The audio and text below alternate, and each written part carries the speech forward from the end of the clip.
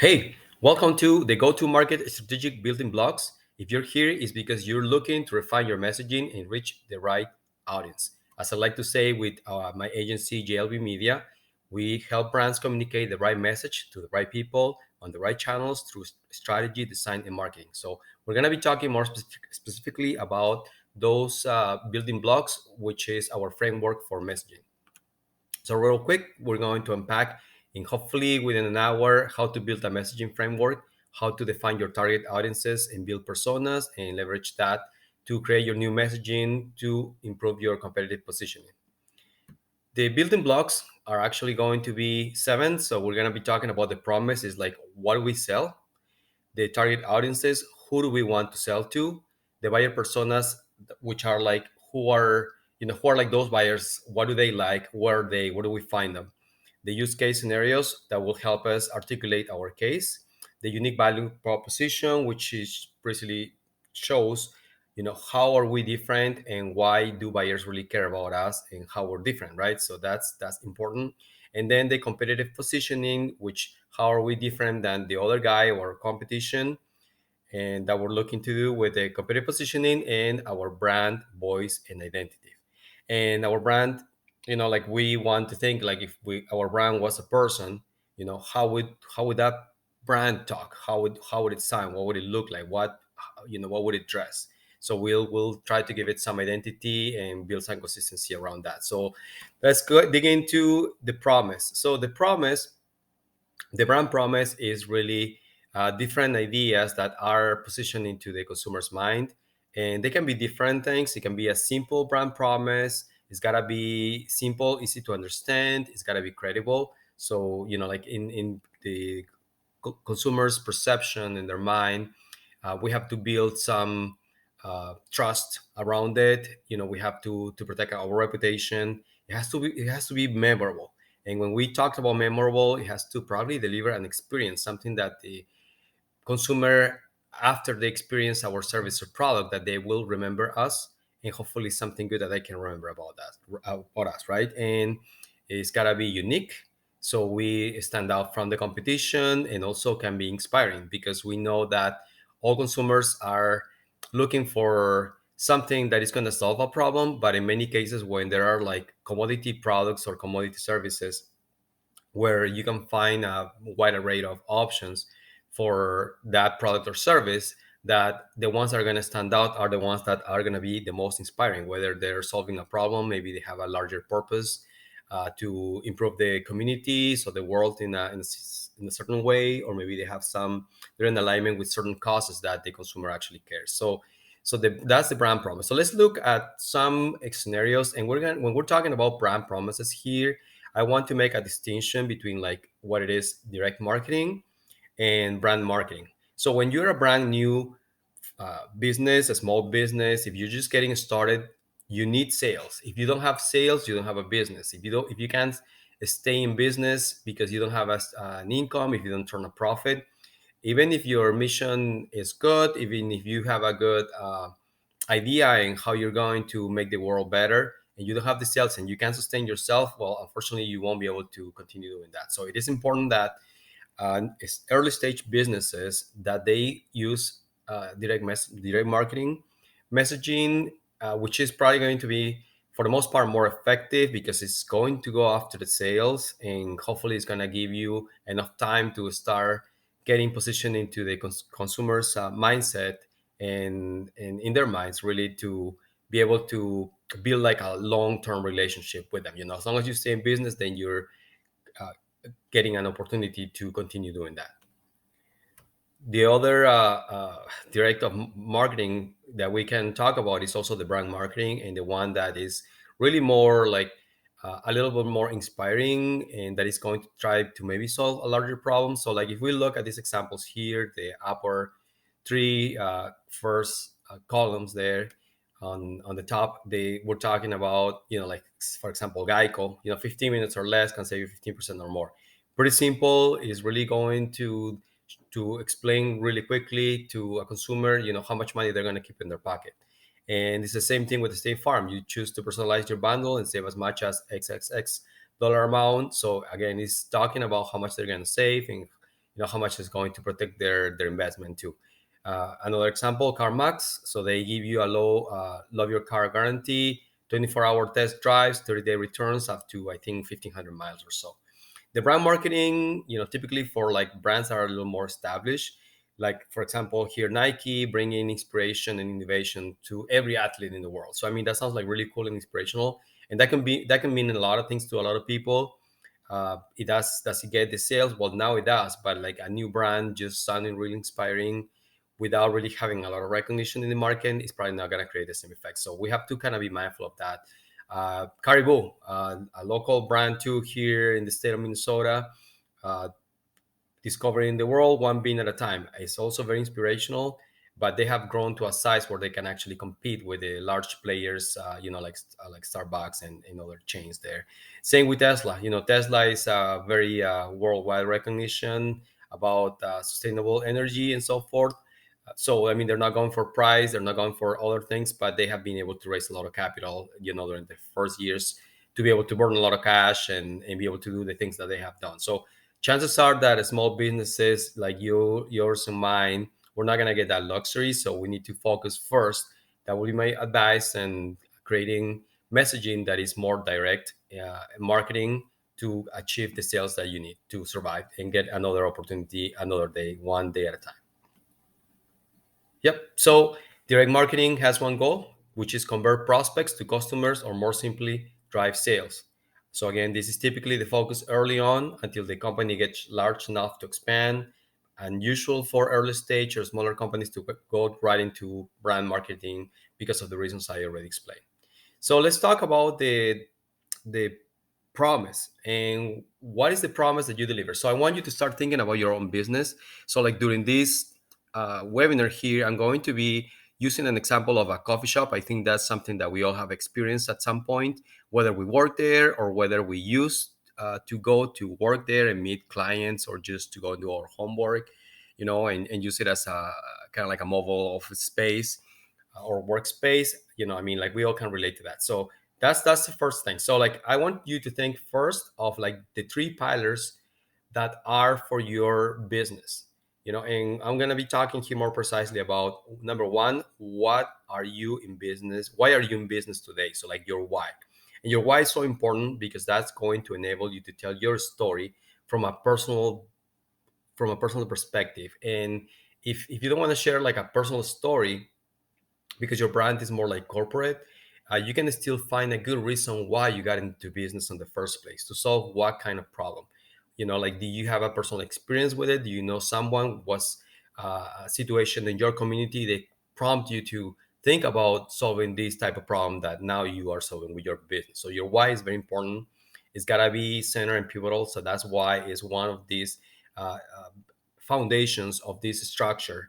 And I want you to think real hard about why are you in business today. Number two, what are you best in class at? So like if I were to ask you today, right now, what are you the best at? Whatever business you're in, you should be able to tell me why, what it is, and probably why as well, like in very few words, without really confusing me, without really telling me about a bunch of things that don't really probably mean a lot. So it's probably better to focus on less simple things that deliver value, that create an impact on consumers' mind. The third one is, how do you make money? So flat out and simple. How do you make money today?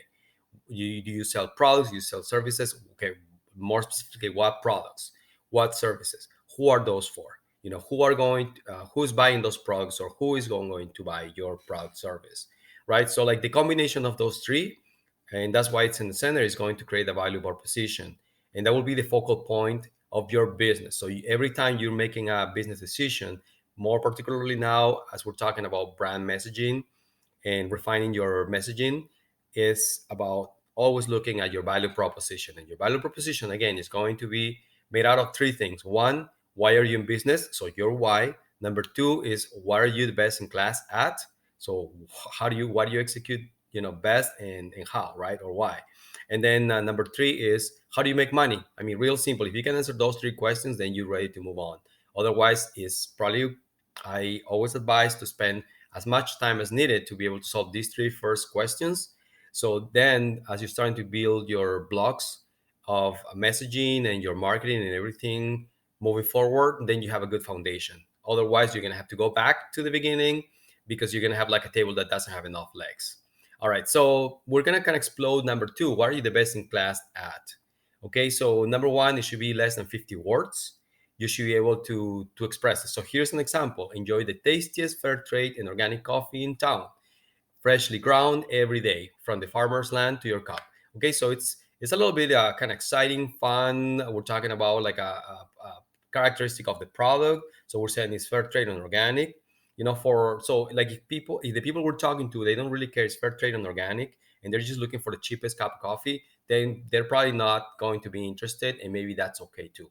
Okay, so we're not looking to capture 100% of the market. We're looking to capture a segment that is big enough for us to carve a niche and to create some impact there, create some damage in our competition, but also to allow us to be able to grow, to sustain our business first, and then be able to grow and then try, right?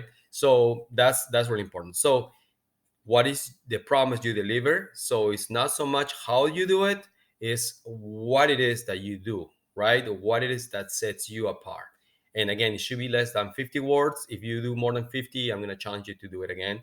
If you can do it in 20 or 30 words, it's even better. So it's like a mini elevator pitch, that right away you can capture somebody's attention and really quickly filter if they're either interested in you and if you're interested in them as a client.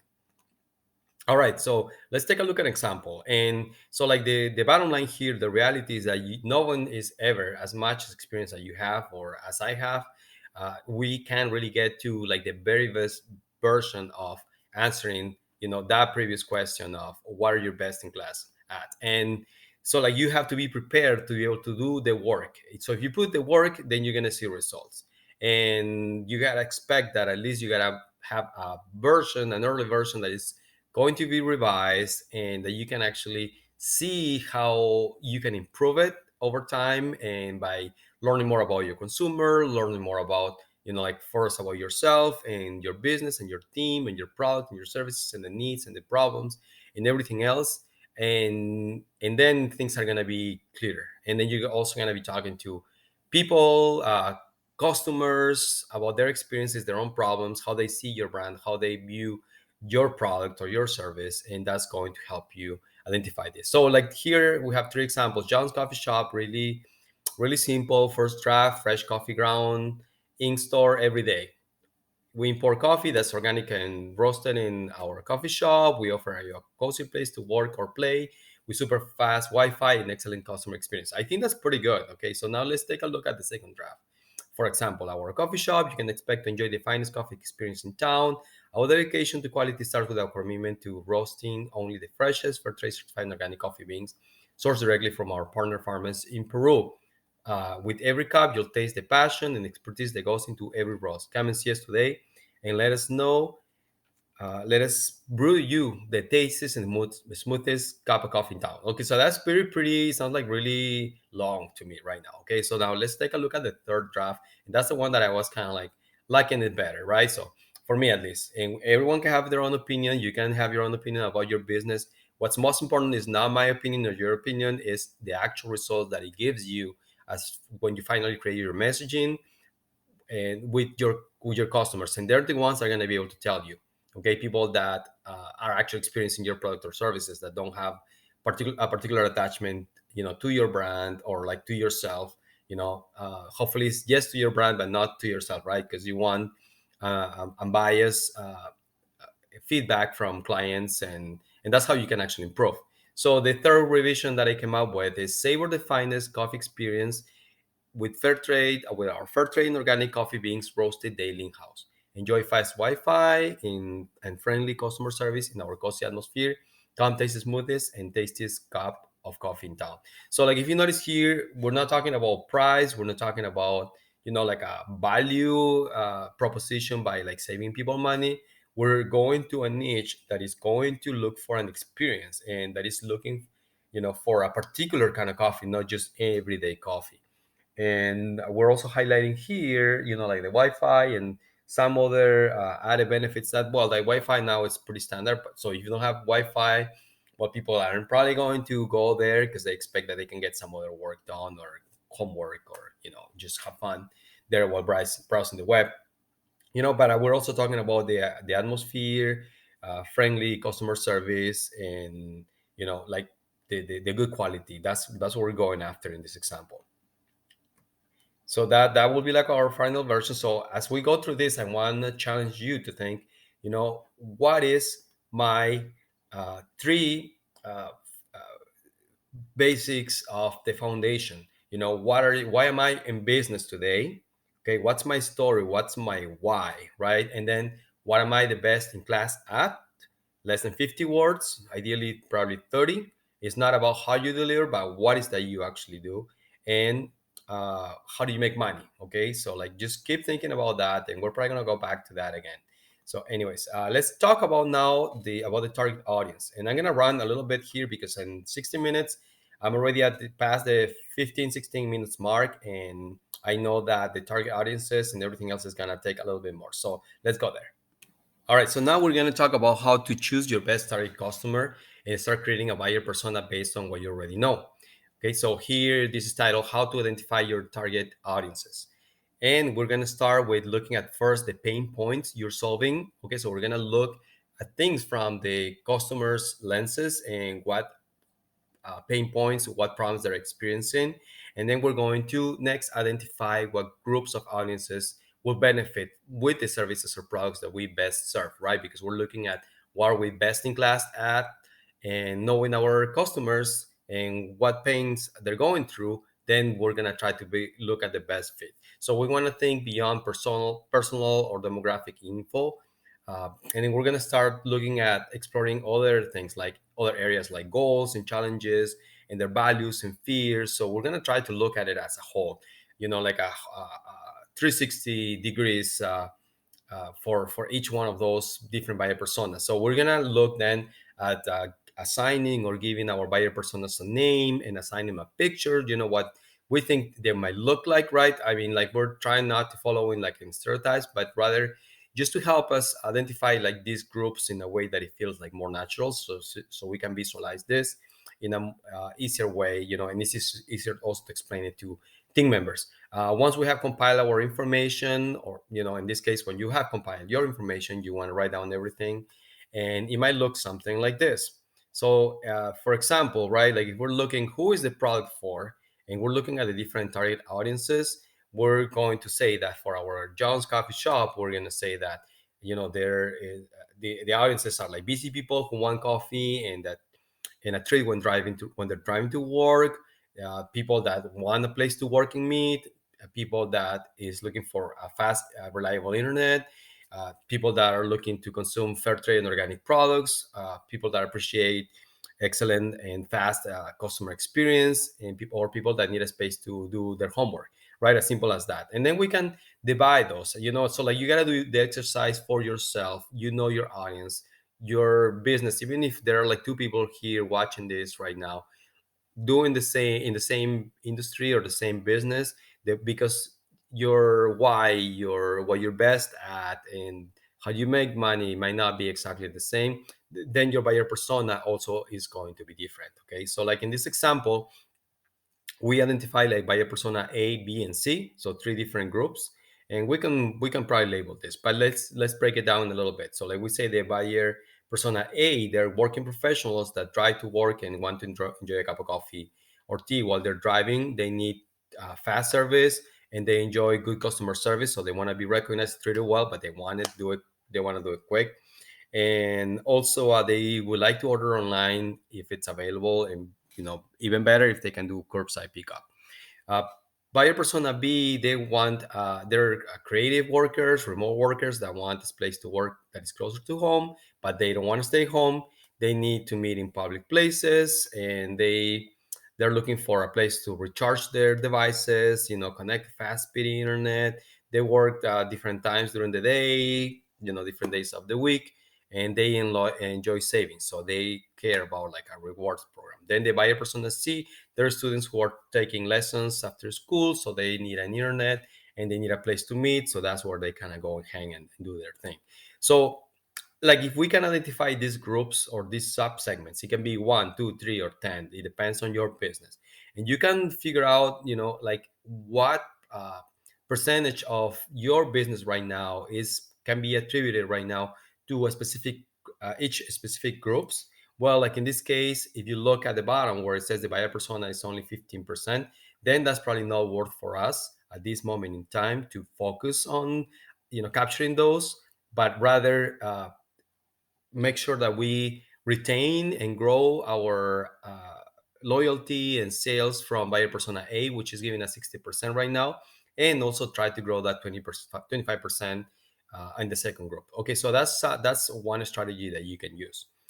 Then we're going to talk about the buyer personas, and here we're going to look at a little deeper discussion and what we need to simply articulate better, like our usually complicated business. So I want you to understand that our business can be like real complex, and the key and your victories are going to be when you can kind of break it down and simplify as much as possible so you can actually execute on it. Okay, and those little victories are going to get you to better results, but also at the same time, as you're building your structure, as we're working through this messaging framework, then you're going to be able to articulate everything better.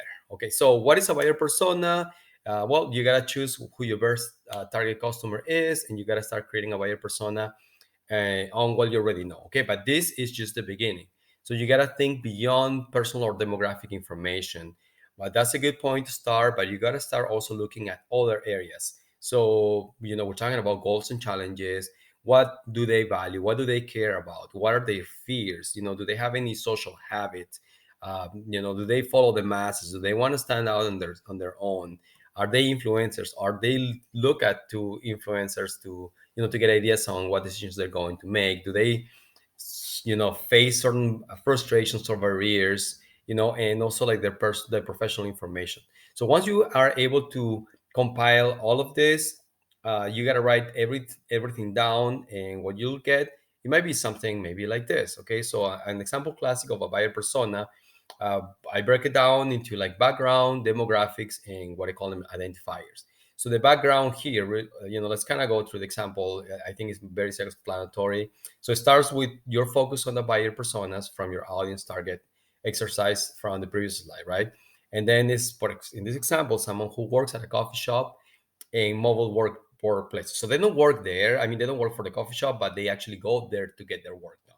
Okay, and they're very mobile, so they can go to different places. They can meet different people, different times of the day, and so forth. And we have also identified that they're digital workers, so they're digital creators, people that are like very mobile as described, and also they provide services. They're on the go, they have their laptops, they have their mobile phones, and they're like go go go, right? Demographics, this segment of the population, which we're going to call buyer persona group A, is 30 years old or about 30 years old. They're single, they live in St. Paul, Minnesota. And in some of their identifiers is like, well, they connect a lot on Instagram through through express and consume information that is personal, and they're more active on Twitter and LinkedIn to build their business network.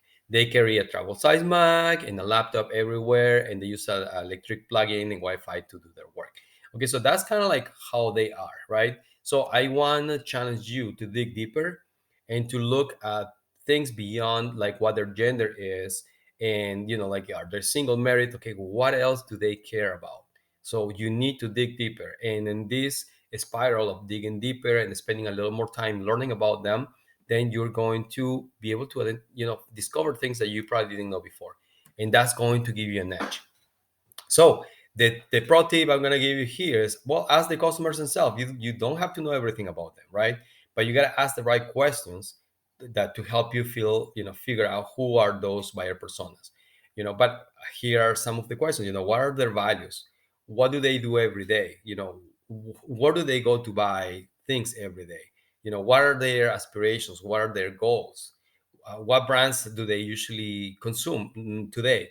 Like that can be your competition, or maybe they can be a good uh, it could be a good idea. They can give you a good idea of you know what they're after. So if they are looking at an inspirational brand that is in a completely different industry from what you solve, but your values are in alignment with that brand. So let's say if they care about, I don't know, like social justice, or they care about the environment.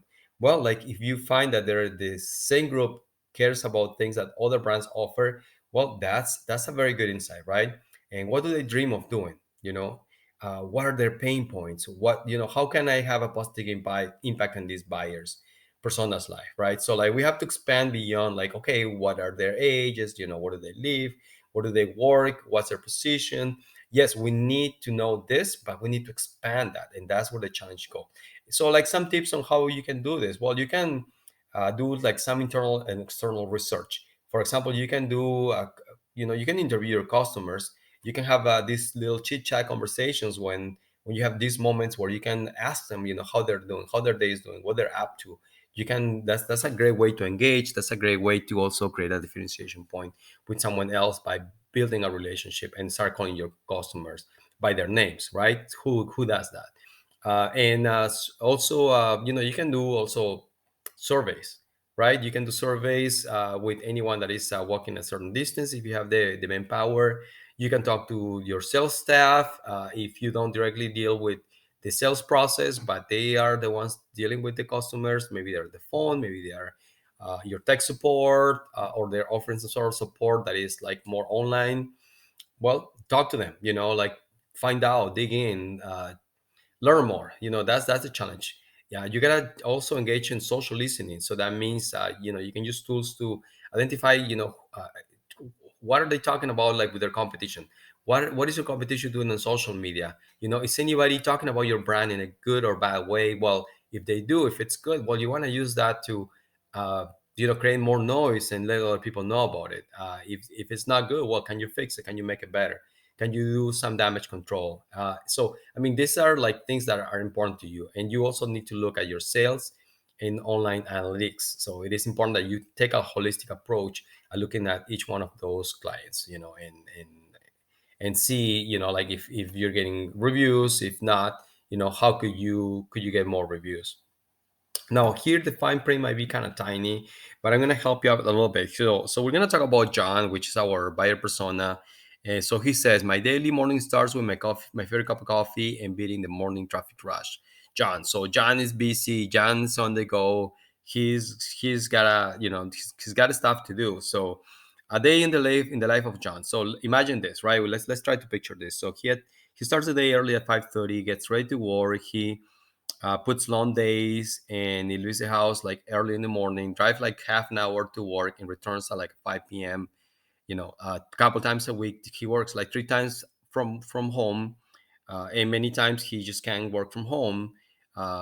He's gotta meet somebody somewhere in between. And John is married to his wife, and they enjoy traveling. They spend a lot of time together and with friends, and during the week, uh, they work out. And oh yeah, they work out, and also like they take their dog for walks to the park, and so forth. So John is 30 years old. He lives in a suburban area. He's an accountant for an accounting firm, and he likes to travel. Finances, they have some income together, and they also have some debt that they acquire because of college. Unfortunately, and they're saving for when they can have kids, so they have future plans. So that's another good insight. They also have some credit card debt, like I explained before. Some online behaviors about he connects on Instagram and likes to research about accounting and finances, and keeps up to date online, through different uh, channels. And well, the more you know, the better. Maybe that's where you can actually push some messaging to them or to him, so he can, where he's hanging out. They spend also time on LinkedIn and Twitter building their business profile. Well, here we're talking also, like what are they looking for? They're looking to travel before, they have a kids, they like to support nonprofits. So, like we start looking at what they care and what things they value, what things influences them. So like the let's see. So like the wives is a very influential into his decisions and his inner circle too.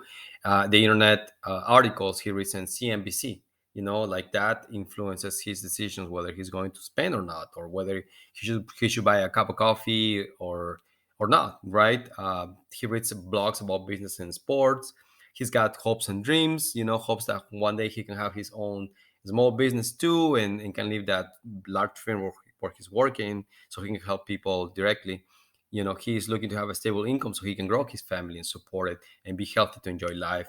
He's got some worries and fears, like how can we make his life easier? So through this research, we have identified that uh, we can add a time tracker to the app to optimize how he uses his time. So we can kind of let him know, oh, okay, like you place your order, okay, now your order is kind of getting ready, kind of like what Domino's Pizza does, like but in the coffee shop style.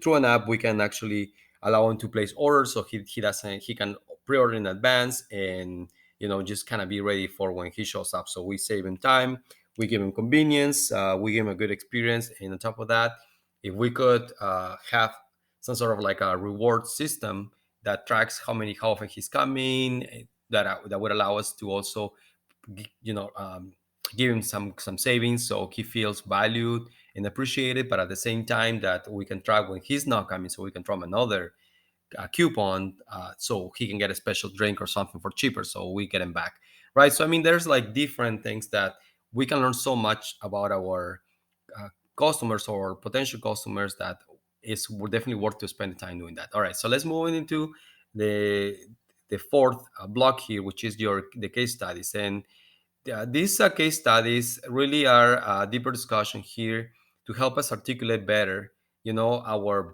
complicated business, right? Because our business, maybe it is not, but I mean, sometimes it can like be very complex, or it can be very complex, but it doesn't have to sound like it is as complex, right? So we need to just kind of have some sort of strategy to be able to help us articulate better our messaging. So in this case, that's what we're using the use cases for. So let's see what we have here. Okay, so we have a couple pictures, and the use case of this articulation is how we solve the buyer's pain point or the client's pain point, right? So we provide like good service. Are we fast? Are we cheap? Do we offer value? Do we offer an experience? Do we, what are we offering? So like, what pain points are we solving, and what's in it for them, right? Because okay, it might sound like real good, but if the consumer, the buyer, doesn't really care, then if there's nothing in it for them, then why would they even care, right? So like, why do your buyers care? If you can respond to why do your buyers care about what you offer, what you do, then you're into something, right? So you gotta choose your best target customer and start creating a buyer persona based on what you already know, like we just saw a moment ago. And then we got to start thinking beyond our personal information and start exploring areas like we talked about: goals, dreams, challenges, values, fears, and so forth. And then we even have to go to the next step, which is give them a name, and assign a picture of what they look like, so that can help us visualize that. And if we're working in a team setting, then that can help us also convey that message to everyone else, so they can kind of picture the same uh, profile of that buyer persona to help you identify opportunities. And once you have compiled your information, you write everything down. And well, let's see, it might look like something like this. Well, use case problem one, okay, so the problem is a time constraint. John can be late from work. He's got to drive 30 minutes. He leaves early in the morning. There's probably rush hour, so he's got to be the traffic rush. He wants a fresh coffee brew that is ready to pick up when driving by.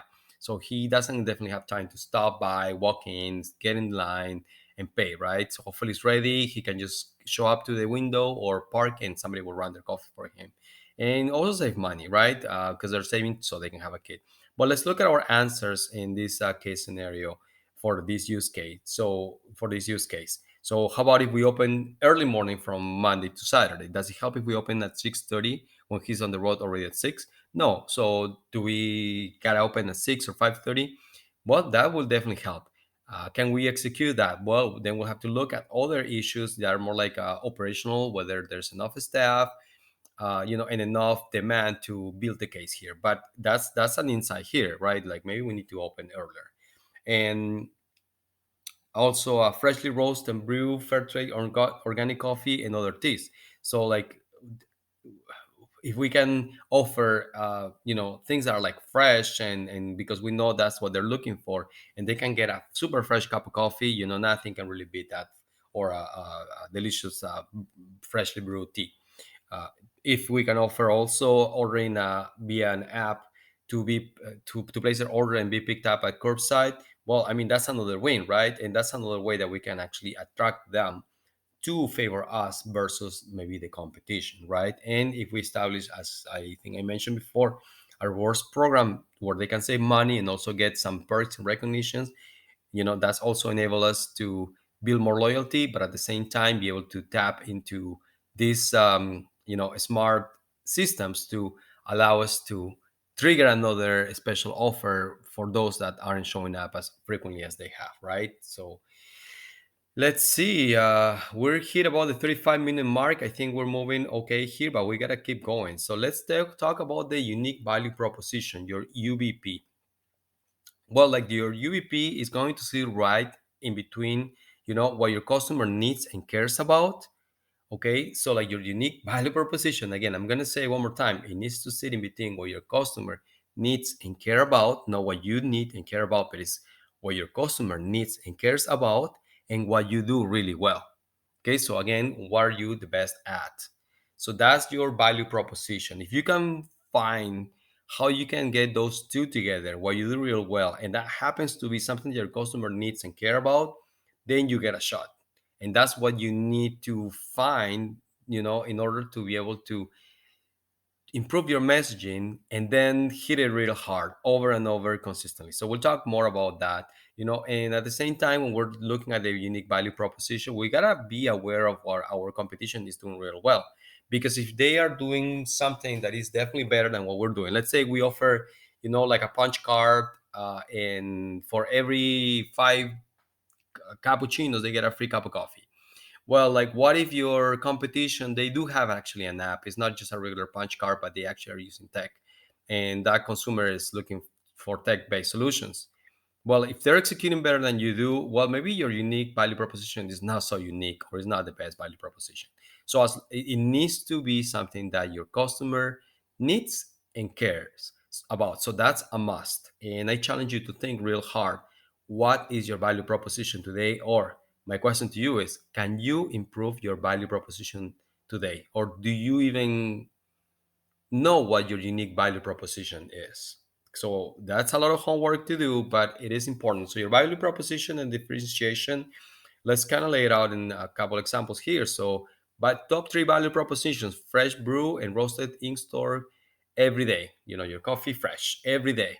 Exceptional customer experience, or a customer service for that is personalized and fast. So we're talking about an exceptional experience, and experience is something that not everyone can get everywhere. Rewards program as a thank you for your business. Top three differentiators: we're local and create jobs for high school students. We donate and support local nonprofits impacting our community, and we only serve fair trade and organic coffee and teas that are sustainable and support our small produce partners. So, like, if you look, the value proposition really is, okay, how do we solve the consumer's problem, right? And do they care about it? So let's take a look at it. What your customer needs and cares about, and and what you do real well. And on top of that, then you can set up some differentiators, which could be a little more inspirational, that are more in alignment with their values. Like a cup of coffee is a cup of coffee, but a cup of coffee that is actually helping you do something in the community, creating jobs for the youth, their first, work experience. Well, I mean, that does have a different value in people's minds. Not everyone, but in the ones that you probably care, that's probably your target market. So it is important that you differentiate what is your value proposition from your differentiators, and they are going to help you create, that better messaging. So like this value proposition and product proof is going to help us organize our products or services. So yeah, let's take a look at this example here, which I would challenge you again also to identify for each value proposition, a description. So it's like what, and also the proof, the product proof is like, how do you do that? And the value to this is not only that you're going to be able to create your improve messaging throughout this process, but it's also going to be like very key when you're implementing other touch points, for your marketing. For example, when you are creating your website, when you're creating, like articles for your SEO or on social media, things that you need to touch on to hit over and over again, to the point where if your value proposition is like real simple that a fifth grader can understand, then that means that you're winning. That means that you're into something really special. If your value proposition is too complex, it's too technical, it has lingo that only certain people can understand, nobody else, well, I would challenge you to see if you can simplify it more, and that's going to benefit you the most. So let's take a look at the third example. The value proposition is a rewards program as a thank you for your business. The what? The description. Customer wants to be recognized for their business and wants to feel value. And what is the product proof? Is the how? Well, our rewards program offers perks and small tokens of recognition to make our customers feel value and appreciated while providing some savings periodically. Okay, so that's how you want to kind of start playing with this a little bit, and just kind of making things as simple as you can, that they can be easy to explain and they can be also easy to be understood by your clients. And again, remember, it's got to be something that they do care. It's got to be something that solves something for them, that they're interested, based on what pain points they're trying to solve. And it's not so much about like your pain points, it's about them always. Okay, so let's keep that in mind. Okay, competitive positioning.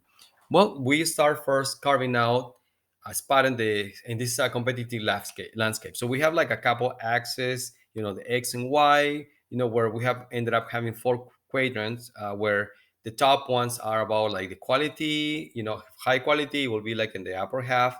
If it's low quality, it will be in the lower half. If it's from the middle to the right hand side, then we're talking about higher price. And if it's on the left hand side from the middle to the left, then it's like a lower side. So you need to have a pretty good understanding of what market you're tapping into.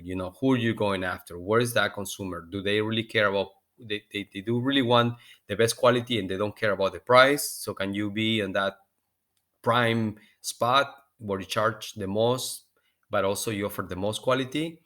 Or are you looking to lower your quality? You sacrifice your quality a little bit, and but you can also offer the best pricing. Or do you sit somewhere in the middle?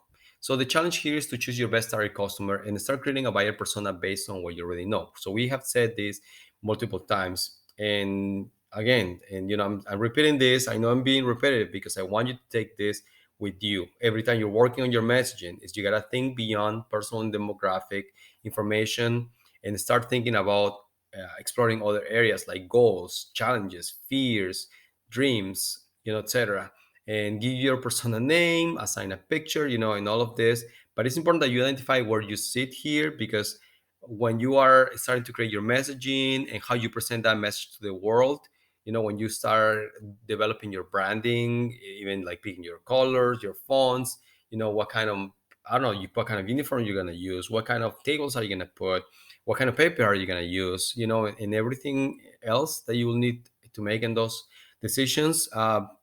It has to be very consistent with the type of consumer you're actually talking to. Because if your store looks too fancy and you look going for lower price, well, people will not give you the credit for having a lower price.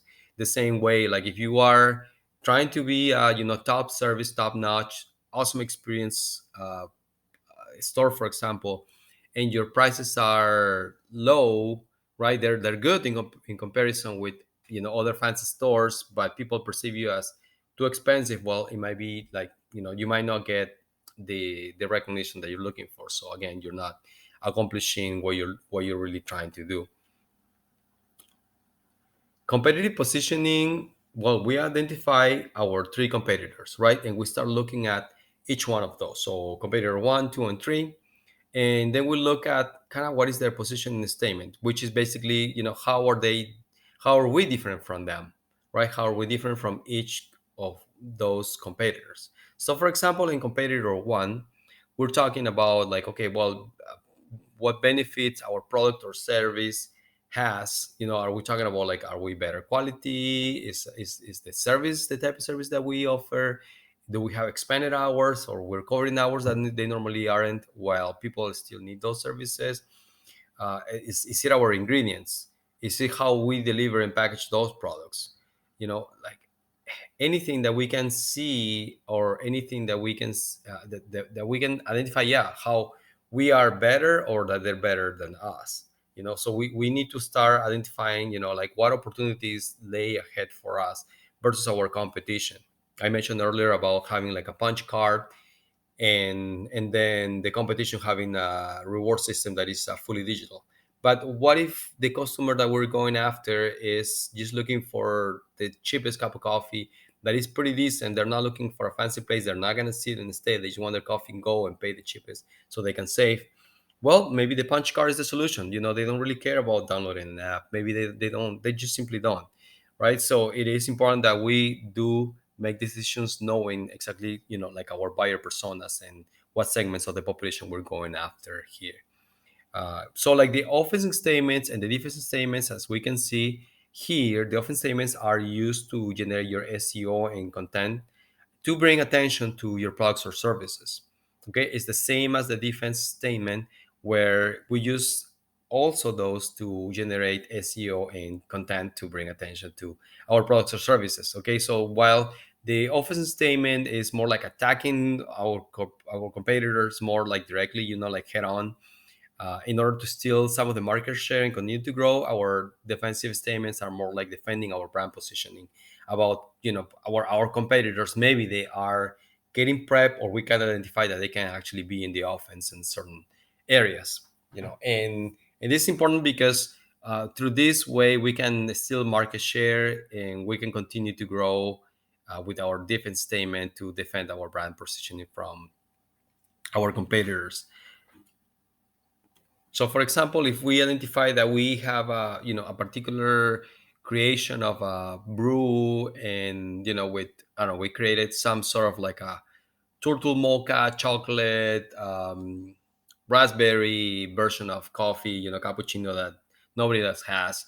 Well, and we identify that our ingredients are, quality, that they are like very little, they're maybe like organic, and yeah, I don't know, I mean, but anyway, so just coming up with this example real quick here. And well, we identified that we have a unique set of flavors and a unique profile of flavors and very unique set of ingredients that we have identified that our competition doesn't have. So that we can turn that into, for example, a blog post. We can turn that into like a video, or we can talk about it and give us content to reinforce the messaging and position our brand in front of the competition. So you can just by doing this exercise, you can start identifying things that you can actually use to create a differentiation point. So next thing is the brand voice and identity, and we are getting into the last 10 minutes of this presentation. So let's keep it simple, make it memorable, and use it consistently. Okay, so if you aren't sure, then start with your brand voice and identity. Again, so if your brand was a person, how would it dress? How would it speak? How would it walk? How would it act? How would it express? Okay, so it's one of the most memorable and easiest ways to differentiate yourself or your brand through your brand personality, which is your voice and your identity. If you don't have one, well, you can create one, or you can use your own if you're promoting your own, person, or your own personal brand. It is important that you use consistency all along. Again, keep it simple, make it memorable. So, I mean, this is a real simple template example that I'm using here. Okay, what is your voice like? Is it friendly? Is it professional? Is it inspiring? Is it enlightening? What kind of voice it is. And just keep it down to two fonts with particular sizes, and, a logo that it offers you a couple variations. One kind of like a black and white printing, another version that is full color, and maybe like also like a square version or round version for certain social media sites, versus like a rectangle version that it fits better in some other areas where you use your logos. But anyways, it has to be consistent. The same with your color palette. Um, that is, and keep it visible so the people that you're working with should have access to this. Canva is a great tool to have your brand kit and keep things consistent. And the same thing, like define, what kind of illustration or imagery are you going to use? Is it going to be like more like photos? Is it going to be like more like raw images? Is it going to be more like drawings, or is it going to be, like certain tones or dark colors or certain filters that are going to be used throughout consistently? So it is important that you do consider that, and that you for sure, again, use it consistently to make it easier for other people, for your clients to recognize you, to be reminded of who you are. Whenever they see it, then they're reminded of yours. So even the adjectives that you use to describe, the kind of tone of voice that you use when you're writing emails, it's got to be consistent on the platform, on the touch point, for that particular segment of the population. So if you happen to have like four buyer personas or four particular segments that you're going after for audiences, well, you got to go through these uh, examples and all of these messaging framework that we've gone through today for each one of them, because the messaging, it might be different, in some cases it might be similar, but there are certain things that are going to stand out more to one group, to one audience versus another audience.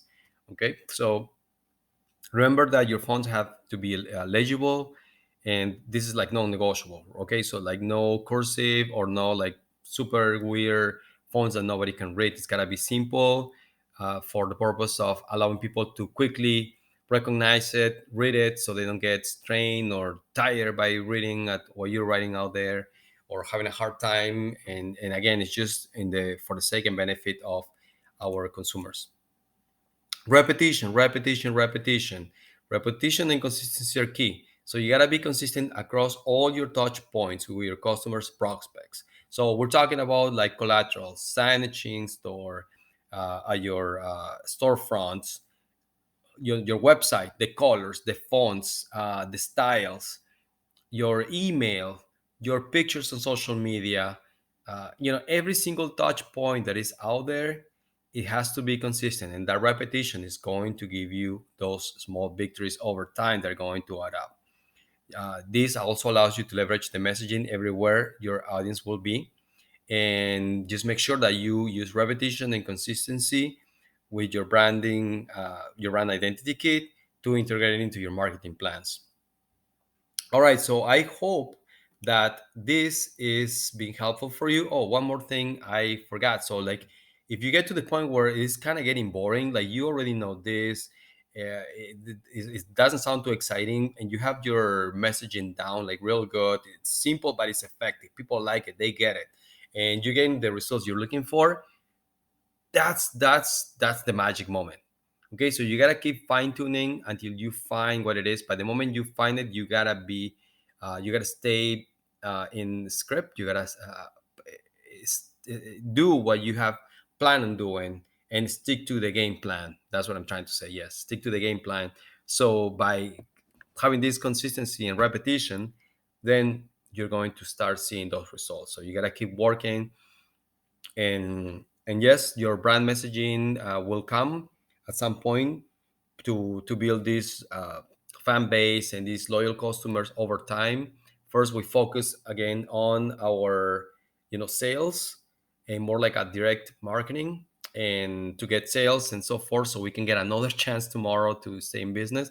And then we work in our brand messaging, and the consistency, the repetition, is going to allow us to do that so effectively in the short period of time, because we'll simplify it as much as possible, so our customers, clients, prospects know what we are about and how we're different, so we make it easy for them to make a decision. And then in the long run, again, we're just going to be like nailing over and over and over and over the messaging, and that's going to give us that the results that we're looking for. So just think of every possible single touch point that there exists for each one of those audiences, and then you're going to win. So, well, if you have any questions, if you want to connect with me, if you're looking to improve your messaging, your marketing. I offer a free 30-minute consultation. So you can just send me a message on the contact form or an email, and I'll be happy to talk to you. All right. I hope this is valuable and that you enjoy this. And yeah, just kind of get to work with it. Rewatch this as many times as you need to develop your own marketing messaging, and just follow this framework. I think it's very simple to follow. Yes, it's a bit of work, but it's a bit of work that is worth it. Okay, without nothing else to say, I wish you the best, and yeah, we'll just stay in touch. Thank you so much for the time. Goodbye.